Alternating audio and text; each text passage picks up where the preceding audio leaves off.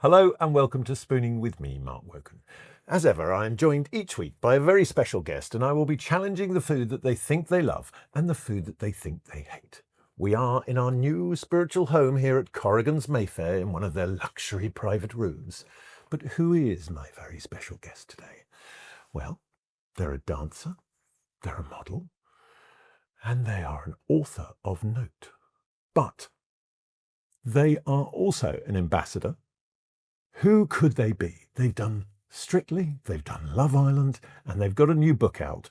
They have a superpower, and not all superheroes wear capes, but it is none other than Tasha Ghouri. That's a really nice introduction. Thank you. Yeah. Well, we try and be nice here. Very lovely. We try and be nice because what we're going to do eventually is blindfold you and force feed you stuff you don't like. I mean, I'm very excited. Are you? First time for Most everything. people are terrified. Yeah, that's how you grow. That's how you know. Start and have a new experience. Exactly. And that is what your new book is all about, which is your superpower. Mm-hmm. Okay. It's about discovering who you actually are, what makes you tick, and how to get the most out of life, really, isn't it?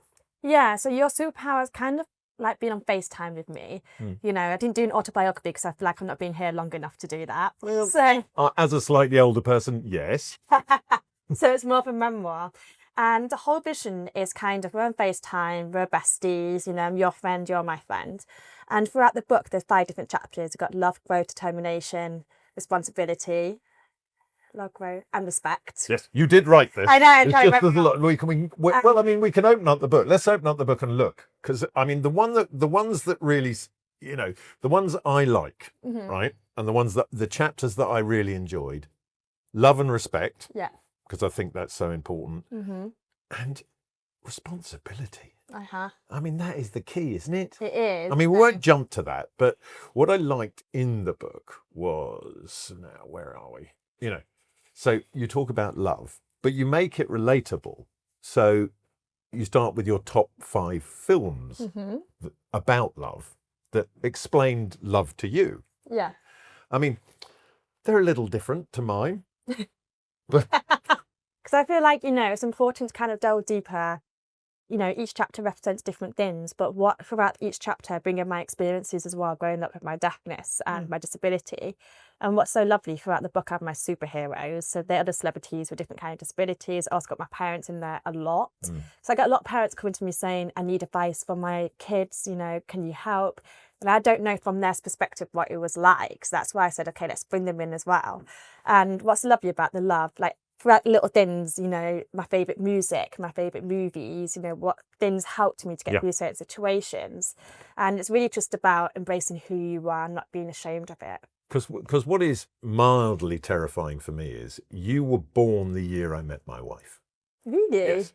So, but in Yorkshire, and I didn't meet my wife in Yorkshire, so you were born in Yorkshire. Really? Yeah, you were born in, no.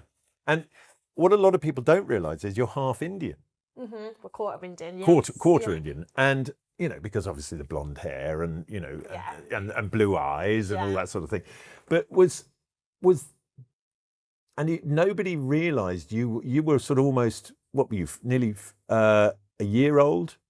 When they found out I was Yeah. deaf. Yeah, I was 12 months old, So I was born completely deaf, and it kind of got to a point where I wasn't responding to sounds to my parents, you know. As a normal child, if you hear a click, you would respond to that. And I wasn't doing that, and they kind of thought, something's not right.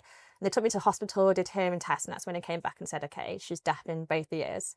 At that time, technology was still evolving. It really wasn't a pivotal focus at that point.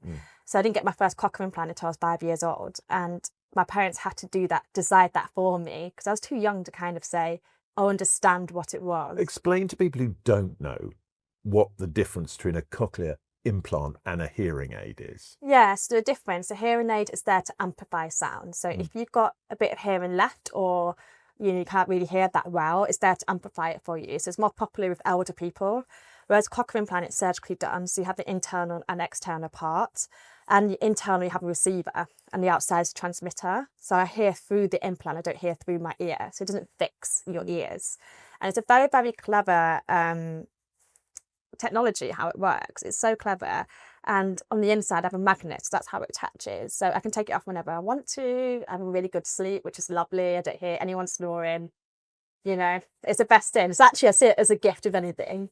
But yeah, that's kind of a difference. Is a lot of people do get them mixed up, thinking it's the same, but it's very different. The first time I became aware of that implant was Riz Ahmed did a fantastic movie called The Sound of Metal about a rock drummer who went deaf. Wow. And then had to have the implants and his battle with all of that. And it's a really moving, great movie. I've not actually seen it. It's amazing. You've got to go and see it. You've got to watch it. It's a fantastic movie. But it is, as you say, the technology has changed and moved on. But that same implant that you had in at 5, you had all the way through into your sort of mid to late teens, didn't you? Yes, I got a new one when I was about 16 years old. Well, because the old one stopped working. Yeah, so it basically, they have like a life. I don't want to say like a lifelong, but it kind of does. They do last 10 to 15 years. And naturally, I just remember being in the living room with my dad and it just went off. And sometimes it can be a spare part that needs changing or a spare wire. We changed some parts, it's working again. We're like, okay, it's fine. And then we went off again. So that's when we went to the audiologist. And the audiologist was about an hour and a half drive away from our home. And we got there and they changed some parts as well. It was working, started driving home. It went off again. So we had to turn around, go back. And then they did an internal check, and that's when we went, okay, it's broken inside. Right. And that was a really challenging part of my life, I would say. It was my first year of A-levels. Exams were starting to come in, and I couldn't hear for about 5 to 6 months in total, pretty much. But you were already, you could sign and you could lip read, and so you could communicate. It wasn't like you were completely shut off from the world. But like you say, it was a point at which you'd left home at that stage, hadn't you? I was going to college. I was about an hour away on the train, so I wasn't really at home. It was kind of hard because, everyone was going to college. Like, it was a fun time, but for me, that was the most challenging time. I had to really kind of try and push through as much as I could. And, I still got the train. I still tried to go to college as much as I could, but I was getting left out of conversations, couldn't hear what everyone was saying or all those things. I had to do all my first year exams in my second year, including my second year exams. So that was a really tough year to even go through. The one thing that strikes me, though, in the book and reading about you is, and I don't know whether it's when you're born with a disability, and it's something you touched on in your podcast first and foremost, which was the Superpowers podcast, is how that adversity makes people stronger. Mm-hmm. And I think, what was it? Was it? It was one of those. He was either Jung or so one of those people said, on the other side of pain is growth. Yeah. But you've had your fair share. Yeah. Do you know what I mean? At the tender age that you are now, it's like, do you ever sit there and think, God, you know what? I could do with a bit of an easy ride for a while now. I think I always believe obstacles like thrown your way are there for a reason. It's there to make you grow. It's there to make you stronger. It's there to make you grow as a person. That's what I really believe in. So I look back and I'm like, I'm glad I had that journey because it's got me to where I am now. I know it's cliche to say, I know a lot of people say that, but I truly do believe in that. Well, there's a reason people say stuff like that. Yeah. Because that's how it happens. Yeah. Yeah. It becomes a cliche because it's happened a lot. Yeah. Yeah. But so you sort out the implant that gets sorted out, and then you follow the kind of dancing dream, really, don't you, at that point? Because you started ballet as a kid, and you've always sort of said, I wasn't actually very good. No, I wasn't the best at ballet. I was always at the back of the class trying to do my turnout. But good toes, naughty toes. Pretty much. I couldn't do my pointy feet, so I realised actually I was more like the street dance commercial. I like to say like. So you had rhythm. Yeah, I had rhythm. I had rhythm. Well, I mean, you've more than displayed that over the years. So parents used to put steps on the TV. Back in the day, obviously, steps were iconic. Still are iconic. And they used to put music videos on TV. Seems like yesterday for me, but carry on. Yeah. And I used to follow the footsteps on the TV. And that's kind of how my parents like, oh, she's got a bit of something in her. So, yeah. So how did you end up in Slough? So it's where my dance conservatoire was. Right. Interesting location, obviously, but I lived in Old Windsor, actually, so it's a bit further out. Yeah. That's where I trained as a dancer for about 3 years. So I was there for 3 years, and then I went on to go do a dance contract in France, and then COVID hits. Yeah. Yeah, COVID wasn't fun, but But you also, I mean, you took yourself off to London. You got yourself a job in a bar, dancing, doing all of that kind of thing. There's a lot. I mean, there's a lot of stuff that maybe someone of your age maybe shouldn't have done. I don't know. I mean, it's that kind of thing. It seemed like quite sort of progressed, I would have said, in terms of some of the choices at that stage.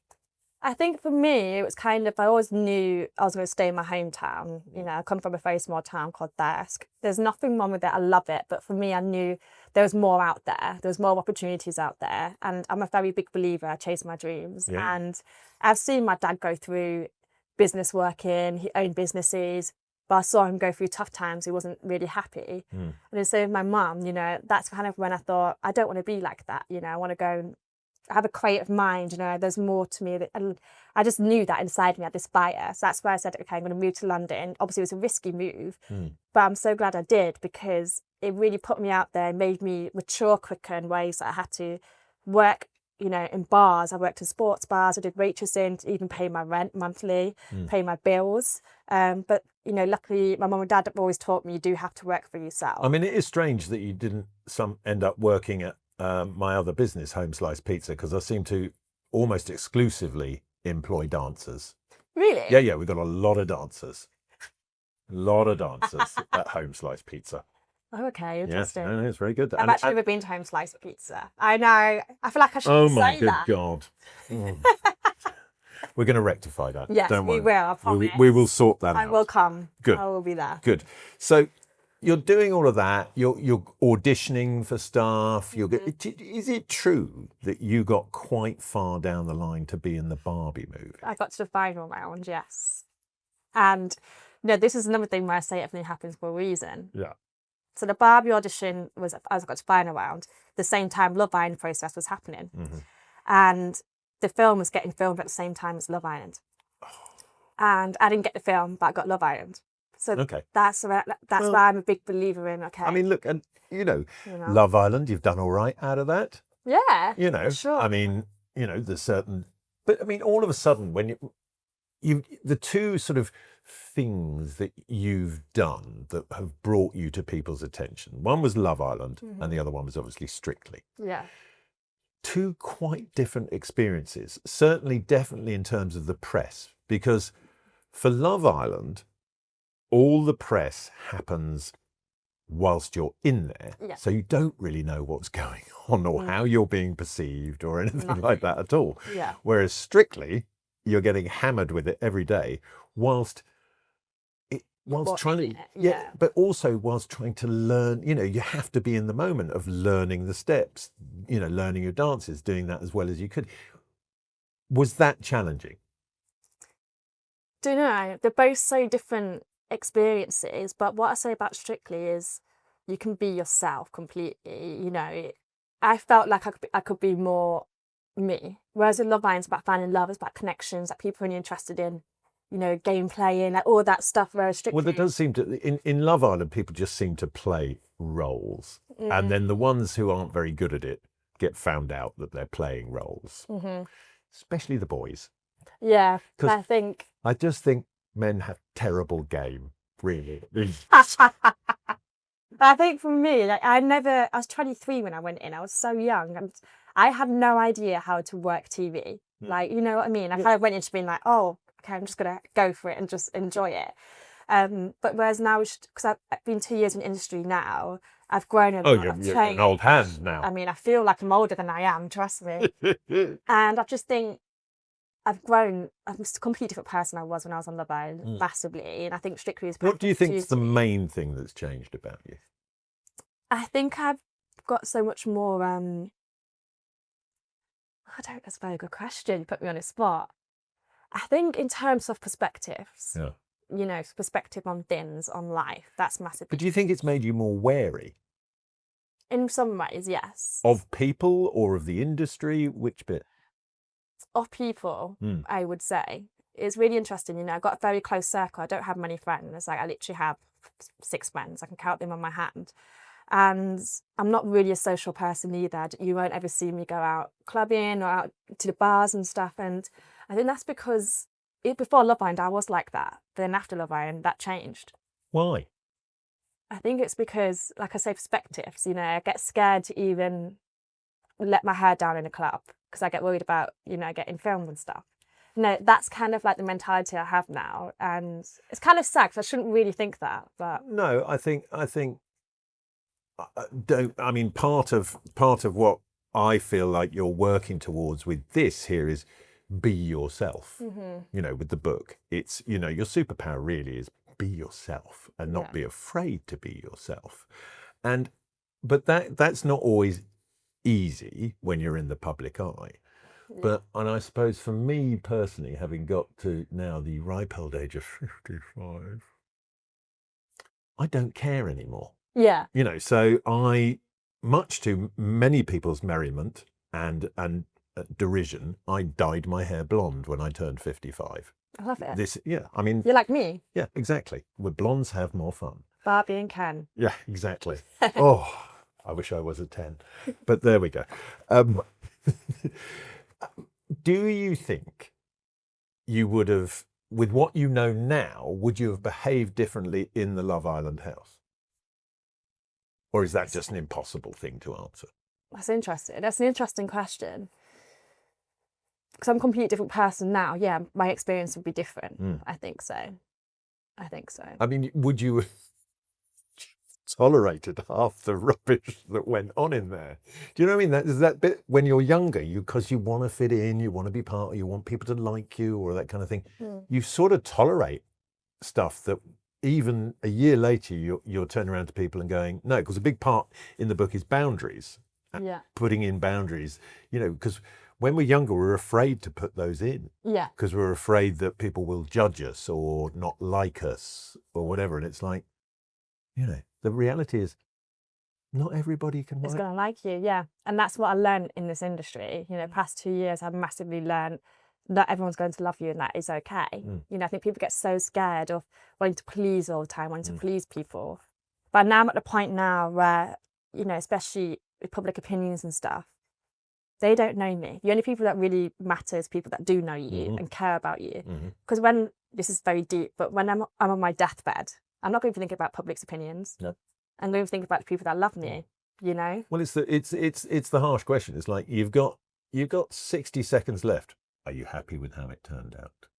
Yeah. And you go, no, I would have done that differently. You don't want that. Yeah. You really don't want that. So you go on Love Island, you come forth, and you leave in a relationship with Andrew. Okay. And you have an Instagram page about doing up your house. It's all love's young dream. And then you go and do Strictly. Did you fall foul of the so-called Strictly curse? No. Good. No.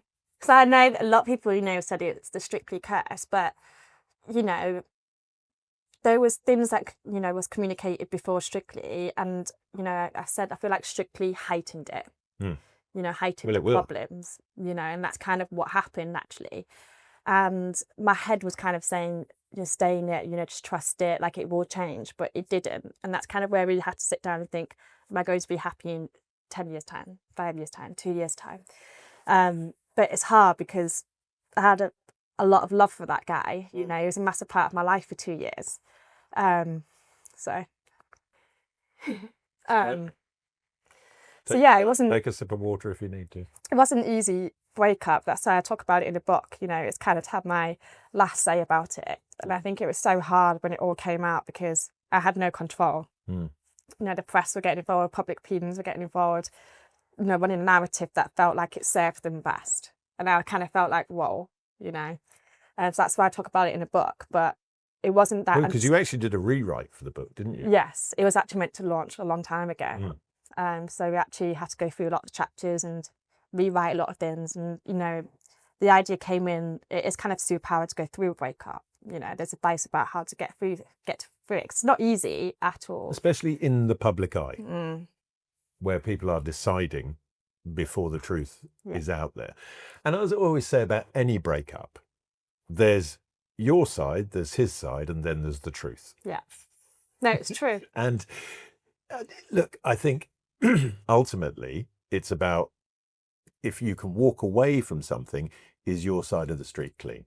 And if it is, then that's fine. And anything else that goes on is public opinion. Yeah. Or the other person's opinion. Yeah. And they're like Zippo lighters. Everybody's had one, but they don't really use them anymore. Yeah. Yeah. And I think, everyone goes through breakups in life. And I felt like it was on a magnifying glass and I was just getting teared apart bit by bit. And it was doing Strictly tour. And that was probably like the hardest part. I remember for the first week, I took my phone off. I didn't speak to anyone. My mum drove 4 hours to come see me because she was worried. And I was like, I feel like I couldn't have control over anything. So that's why I kind of talk about it in there and just say this is my say on it. And, anyone else that's going through a breakup, there's a chapter in there for that. So if you want to know the truth, buy the book. That's where the truth of it, your truth of it. His may differ and he's entitled to his truth of it. Absolutely. And that's it. But you're comfortable with your version of the truth of it. Yeah. And I think that's the only place you can get to. Yeah. Isn't it?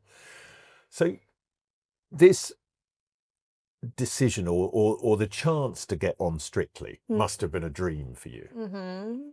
I mean, it's like a dancer's dream. and then you have to dance with that desperately unattractive man, Alias, which must have been challenging as well. Absolutely not. No.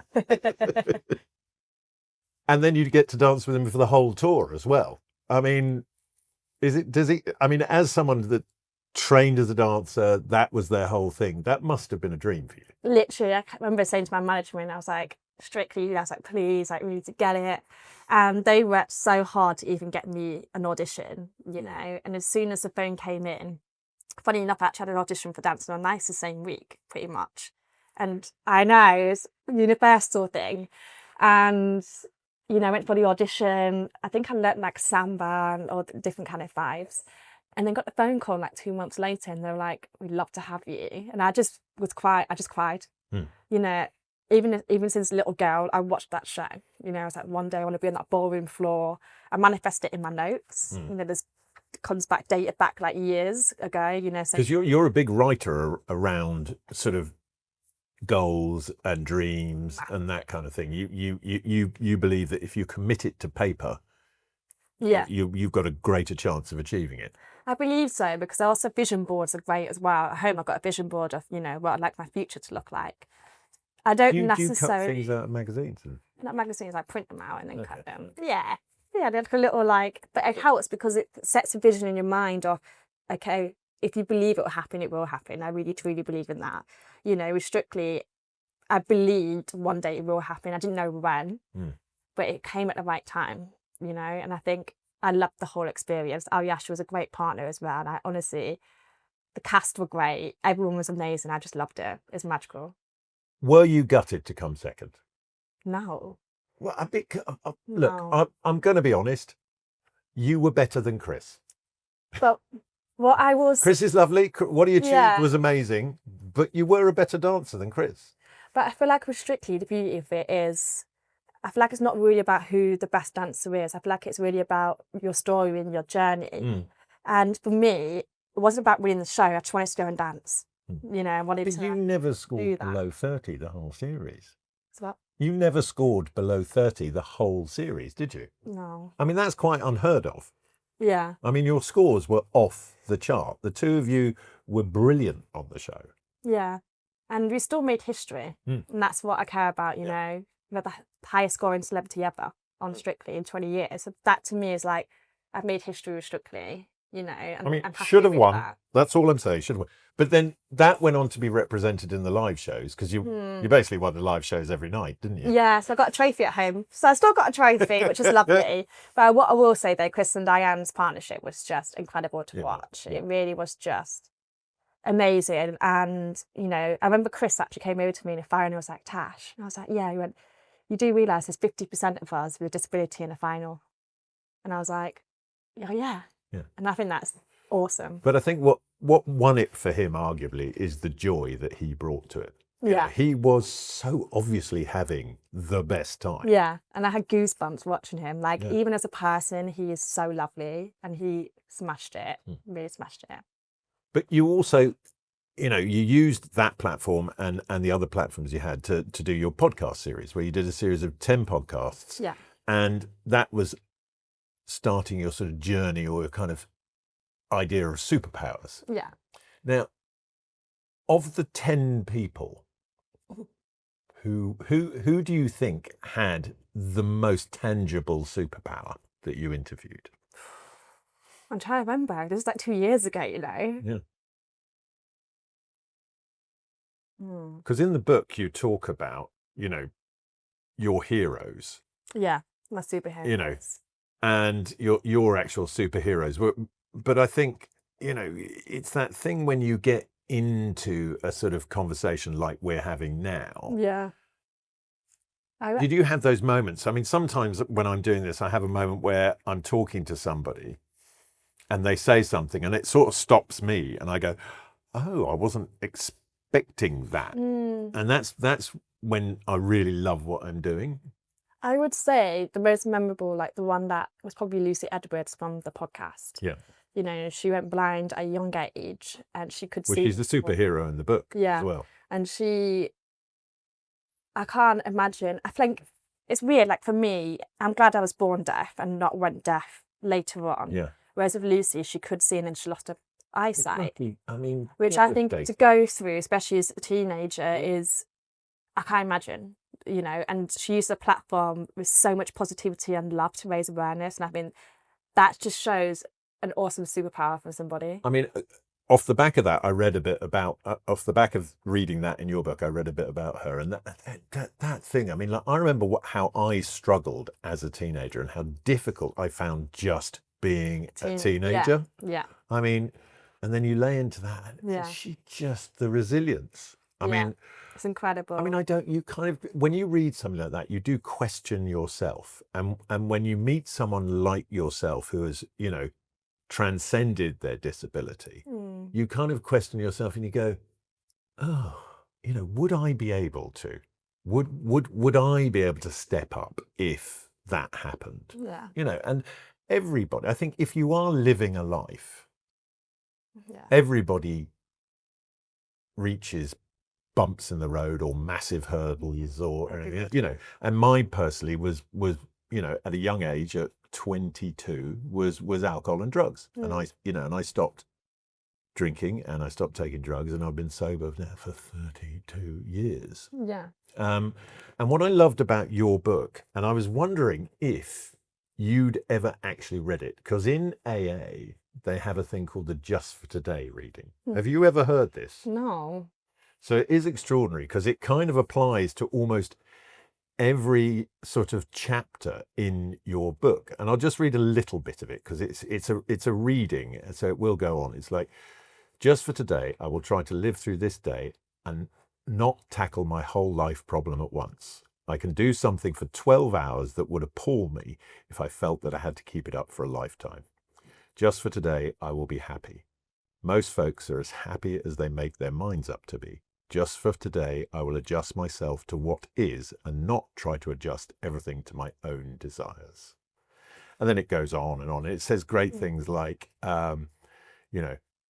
just for today, I will exercise my soul in 3 ways. I will do somebody a good turn and not get found out. If anybody knows of it, it will not count. Wow. And I mean, it's just a great thing. And it's, there's a meeting that I go to on a Monday and it's all based around that. And you read that at the beginning and then everybody talks about that. Yeah. But it is the chapter that I liked the most was the responsibility one. And it is the one in which you focus on your relationship quite heavily as well. And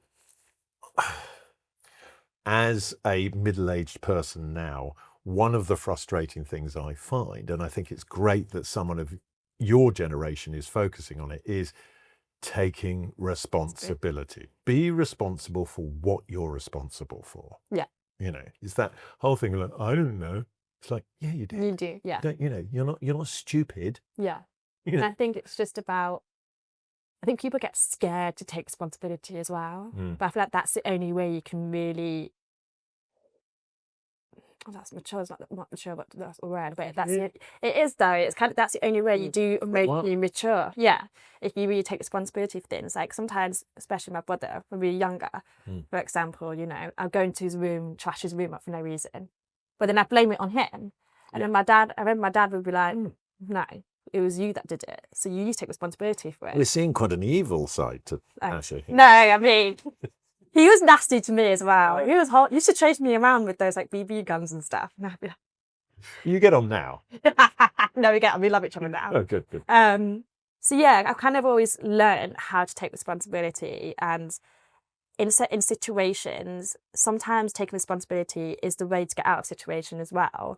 It really is such an important chapter, and I feel like not many people really talk about it. No, and I think that given your position and your audience, I think it's just such a big thing.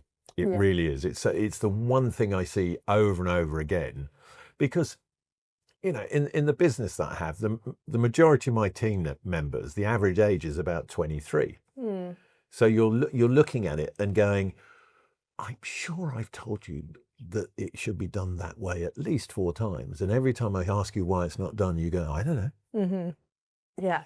And it's that thing of what slightly worries me is we live in a time where you can't tell people stuff anymore. Yeah. You can't go, that's unacceptable. Yeah. Because you'll get the mental health, that kind of thing. And do you, having grown up with a disability, when people are playing that card, and it's quite obvious that that's not their card. Yeah. Does that get up your nose? Because it's like you have no idea. It depends what the situation is, I guess. I think I never let my disability define me. Even when I was getting jobs, I would never I always get scared of job interviews. I'm worried if they'd be like, we're not going to hire somebody with disability. So that's why I always kind of went in force fun off. It doesn't define me. If anything, if you don't hire me because of that, that says more about who you are than who I am. So luckily I've not really been in that situation of, if someone played that card with me. But because of people like yourself putting themselves out there and not hiding their disability, I think attitudes are changing very rapidly. Massively. Towards that. But massively. I mean, do you think for young women that reality TV is, having been through the sort of system of reality TV, is helpful or harmful? What, people participating in a reality show or just to the audience? Well, I mean, there's been a lot, a lot of people, well, not a lot of people, but a number of people who've been through the reality system and have quite obviously found fame very traumatic. Yeah. And have, done some, terrible things, or, or ended their life or that kind of thing. But in terms of the image that it portrays, because as you've said yourself, your Love Island image is very different to your image now. And it's not because, you're playing around with different masks and seeing which one fits. I mean, we all are to a certain degree. But you've realised you're a different person. Yeah. I think it's interesting. I think when you come off a show like Love Island, it's about what route you want to go down. And it can affect people massively because the fan base is so huge, it can really suck you up. When I came out, I had a lot of ableism on the show. I had a lot of horrible trolling. Even to this day, I still do now, but, I've learned how to navigate with that.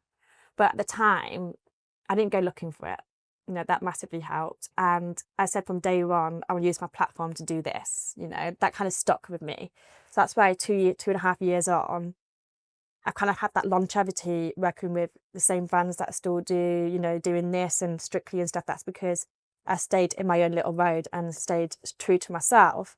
So I think with my platform, a lot of young women can relate to that and kind of can relate to the vulnerability that I have. I'm a very sensitive person. So I feel like with shows like that, you can get good people come off the show and really use their platform for good. And whereas it can go the complete opposite, like you said. Yeah. If So you just it- want a free yeah. electric scooter and loads of trainers and go to nightclubs, it's going to probably come around and bite you in the bum. Yeah, it's a hard one because you do have to be so. It's cliche to say, but you do have to be quite mentally strong to do a show like Love Island, I would say. Well, you're locked away in a kind of weird bubble. Yeah, you mean- don't have contact with the outside world. Honestly, it would be my idea of hell. It's what? It would be my idea of hell. I don't. I've actually enjoyed it without the phone, I gotta say. Yeah, no, I don't mind that. I love that. I do that most weekends. It was just the hard part is you couldn't really speak to your family or your friends for advice. Like the only thing you had to rely on was people in the villa, and you just met them. So And it's they're kind all of like playing. They think they're playing a game. it's like a social experiment. It was interesting. But you wouldn't do it again. No All Stars for me. I mean, now that you're single, No, absolutely. I mean, not. surely the door is open. I know it will be open, but I for me, I kind of moved on from that chapter now. Yeah. So would you? I mean, like if celebs go dating came knocking, would you? Is that an option now? Absolutely. No, I could not. No. Even the thought of dating anytime soon is making me like, oh, Really? yeah. Because you admit you kind of got single and put a bit of a profile up, or was that just a story? What with I know what you're talking about. Yeah. I mean, I've already owned up to it, so Yeah. yeah. And admitted you thought it was a mistake in retrospect. Yeah. So you're like, I'm happy being single at the moment. Yeah, at the moment, yeah. Exactly. Yeah. I'm And just gonna for this year. And when you have those quiet moments at home on your own, I love it. you tend to go for this, don't you? Oh, this is my favourite comfort snack ever. Is So it tell is it the everybody- Cadbury chocolate spread as well? No, it's a posh one. It's not got nuts in it. Oh, it's 'cause- a bit cold though. all right, sorry, we've been talking for long. I'm sorry. Do you want me to eat it still? Well, you don't have to eat it. Oh, Christ, I'm knocking this around there. You don't have to eat it, but you can. I have one little bag. That's the Jim Jams chocolate spread. Have you had that I one? don't think I've Oh, it's very nice. I'll try the spread. Because you see, when I grew up, chocolate spread was a thing that I don't think had actually any chocolate in it at all. Mm, I mean, I do love a crumpet, but you've got to have the butter with it as well, right? no. No? No. Oh, but I like that mix of sweet and salt. That's like- Salty butter. When people mix butter and jam, I think no. That's like a red flag. Really? Yeah. What, just want the jam on its own? Yeah. No. That butter needs to be on its own. No. This is my favourite snack ever. I'll probably go through like 2 crumpets a day. 2 crumpets a day? At home, yeah. But all right, how many hours in the gym are you doing then? I mean, you I don't go to the gym, to be honest. don't go to the gym. You're stuffing your face with crumpets. You're annoying, quite frankly, because you seem to have stayed in perfect shape, so that's fine. But so that is your go-to snack, isn't it? Yes, I love it. I absolutely. I feel like your judgment's like. No. Do you know why? Do you know why I love it? Why? Because it's so quick and simple, Yeah, I mean, and it's tasty for me. I love a crumpet. I love a toasted crumpet. Yeah. But it's got to have the butter on it. Have you ever had the Biscoff crunchy spread? I don't think I tried it. No. Oh, it's very good. No, It's but very I good do on a like. I crumpet. do love Biscoff. It's very good on a crumpet. Is it? Oh, I'll yeah. try that next. Okay, good. Okay. That would be my recommendation. So you've had your chocolatey crumpets. I'm going to take those away for now. I'm gonna miss it. All right, no, but you can have them back. But it is time for me to put on, or for you to put on, Okay. the Spooning with Mark Wogan blindfold. I get quite claustrophobic with things like Don't worry, it's fine. And we are going to give you your first spoon, okay? Now, Okay. I will feed you. It's a trust exercise, this. Don't know me from Adam, but trust me, Okay. you're going to like this. I hope so. Yes, that's the first. So I'm going to slide that in now. And that's the first thing. I'm going to put that cloche down there and get you a little spoonful of this deliciousness. So you're gonna feed it to me? Yeah, I'm going to feed it to you. And you're going to tell me what flavours, what textures. Now, open wide. You ready? Uh-huh. Open wide. There we go. Wide up. There we go. Now, tell me what flavours, what textures, what have you got there? It tastes like pepper, Pepper. smoky, Mm-hmm. crunchy. Mm-hmm. What would you say it is you've eaten, though? It's the what? What would you say it is you've eaten? Take the blindfold off. What do you think it was? What do you think it was? Like a tart. A tart? Yeah. No, it was a tortellini. What is it? Tortellini, it's pasta, it's your favourite. So it's a ricotta tortellini with spring vegetables. I thought it was a tart because it had that like soft texture with a crunch. No, That's lovely, though. That was all the vegetables. All the fresh spring vegetables with a little ricotta inside the tortellini. You can have more of that if you like. I definitely will have more. Okay, That's lovely. good. So you can take your blindfold off for now, because I want to talk more about the book for a minute. Well, you as an author, So take this off that now. off. Right, Take that okay. for now. Is off. I want to talk more to you as an author. How did the writing come about? So I did Hits Different last year, Yeah. and I co-authored that Which- with I mean, semi-autobiographical hits different about a young girl coming and, Yeah. you know. It kind of has like elements of me in it, but still wasn't about me. No. And then when the opportunity came to me about doing my own thing, I said, why not? It's a perfect chance to be vulnerable. Carry on. Sorry, just get the plate out of the way. It's a perfect chance to be vulnerable and just kind of be raw. So Hits Different was kind of my first experience of having the co-author side to it. And I really enjoyed the writing process, the creative process behind it.